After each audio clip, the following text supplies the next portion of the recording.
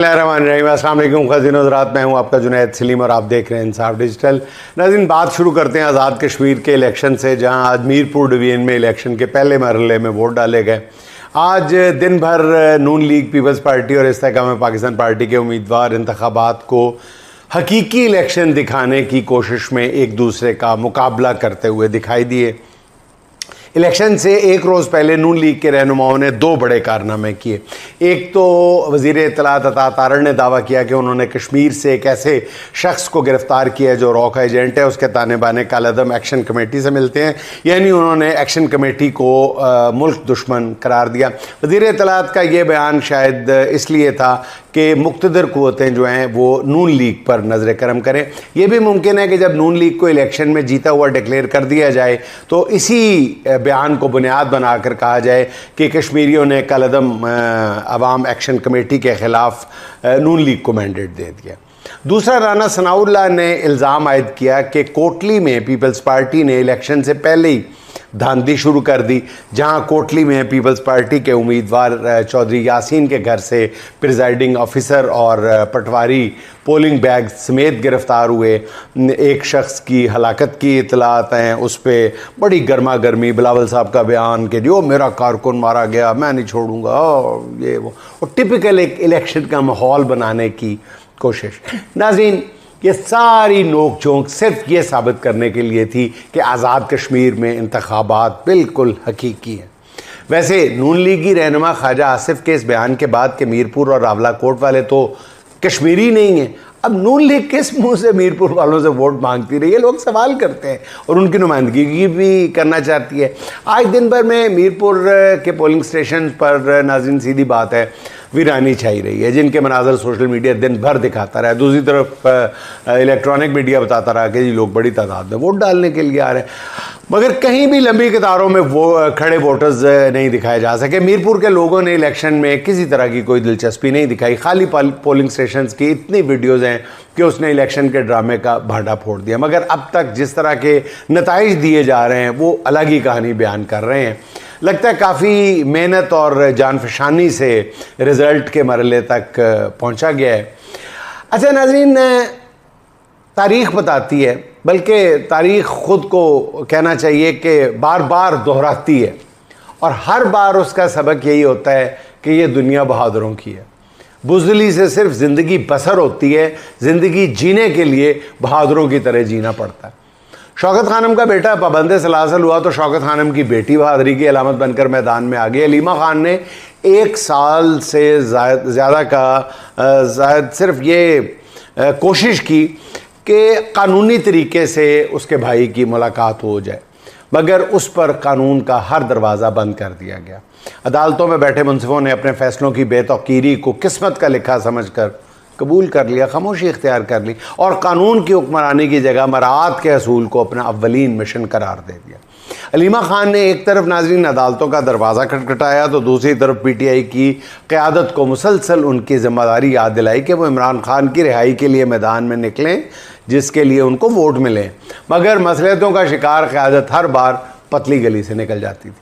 इमरान खान ने street movement की हिदायत 1 साल पहले कर दी थी शायद, मगर पार्टी कायदीन ने यह जवाज़ बनाकर कि जी कारकुन निकलते नहीं हैं और फ़लाँ को कहा गया है, फ़लाँ को अचकज़ई साहब को कहा गया है, हमें नहीं कहा गया, जब उनका हुक्म आएगा, जब इधर से हुक्म आएगा, जब पता नहीं कहाँ से हुक्म आएगा तो हम शुरू कर देंगे। तो उन्होंने ये सब कुछ कह के जो स्ट्रीट मूवमेंट की हिदायत भी रद्द कर दी। अब अलीमा खान ने पार्टी क़यादत का ये उज़र भी ख़त्म कर दिया। मुसलसल 3 हफ्ते से वो KP में शहर शहर बस्ती बस्ती कूचा कूचा जा रही हैं, जिस पर कारकुनों का रिस्पॉन्स हैरत अंगेज़ हद तक गैर मामूली है। लोग अलीमा खान के इस्तकबाल पर यूं दीवानावार निकल रहे हैं जैसे वो बरसों से उनके इंतज़ार में थे। गुज़िश्ता 2 रोज़ के दौरान मर्दान, बडग्राम और एबटाबाद में जिस तरह अलीमा खान का इस्तकबाल हुआ, उसने तहरीक इंसाफ के कारकुनों को नया जोश दिया है। एक अंदाजे के मुताबिक अलीमा खान का इस्तकबाल करने वालों की मजमूई तादाद लाखों में थी।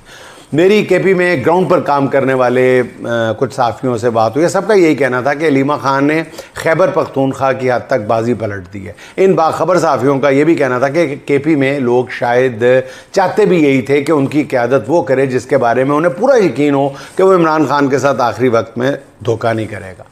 उसके इमरान खान की रिहाई के सिवा कोई और अज़ाइम भी ना हो, कोई सियासी ओहदा हासिल करना उसका मतमा नज़र ना हो, ऐसा शख्स हमारी क़यादत करे।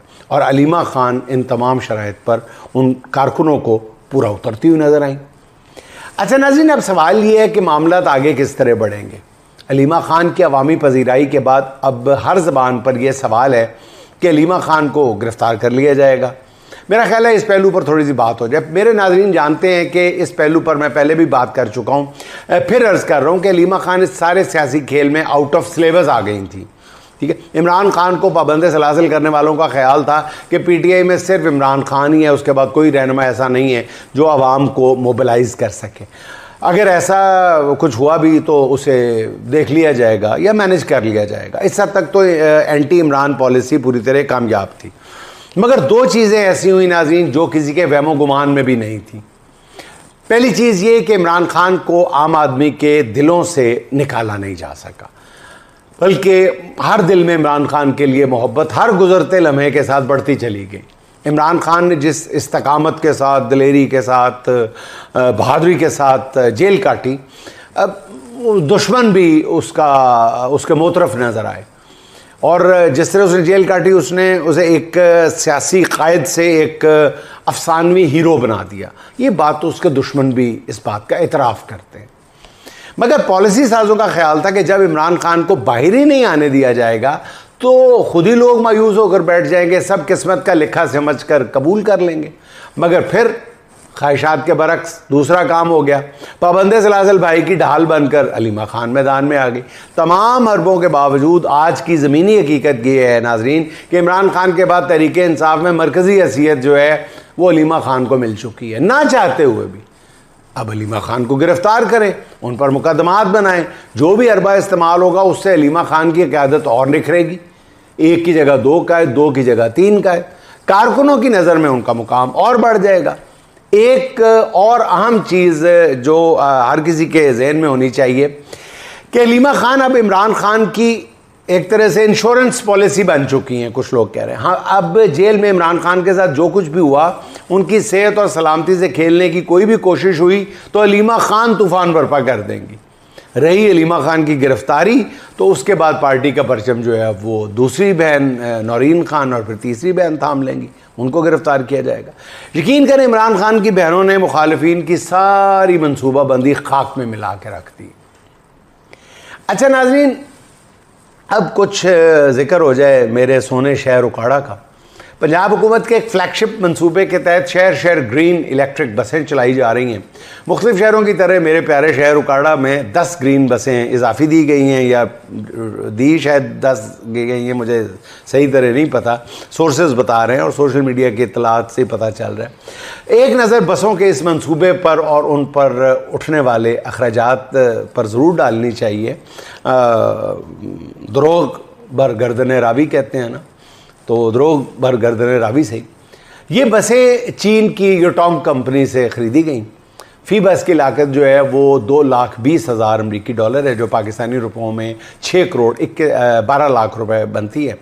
कुल मंसूबा 3,000 बसें ख़रीदने का था, जिनमें से 1100 बसों का पहला बैच जो था 94 अरब रुपए में आया था। इसके बाद इसके बस स्टॉप्स या स्टेशंस की तामीर पर 18 अरब 90 करोड़ यानी 19 अरब रुपया खर्च हुआ। उसके बाद 2000 बसों का अगला बैच आ गया, जिसकी लागत जो है वो 168 अरब रुपए थी।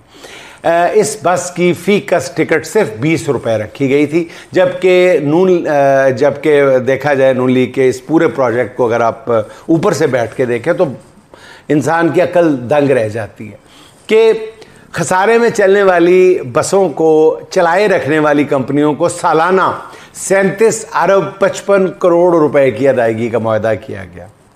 यूं कुल मिलाकर इन तमाम बसों की ख़रीदारी और स्टेशंस की तामीर पर 280 अरब 90 करोड़ रुपए खर्च हुए। 280 अरब 90 करोड़ रुपए खर्च हुए।